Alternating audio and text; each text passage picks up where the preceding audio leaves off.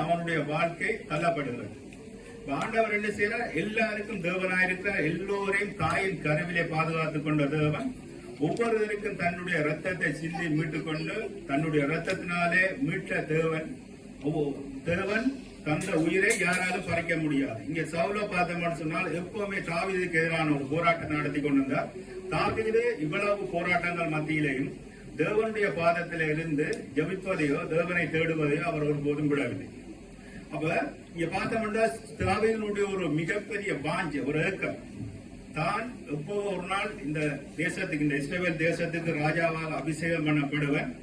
அப்ப தான் இந்த இஸ்ரவேல் ஜனங்கள் ஆராதிப்பதற்கு ஒரு இடத்துல ஆண்டவருடைய அந்த உடன்படிக்கை பெட்டியை வைத்து ஆராதிக்க சீயோன் பர்வதம், அந்த சீயோன் மலையை அவர் தெரிவு செய்து அவருடைய அந்த ஒரே ஒரு குறிக்கோள் அந்த சீயோன் பர்வதத்தில் ஆண்டவருக்கு ஆராதனை செய்ய வேண்டும் என்பது அவருடைய ஒரு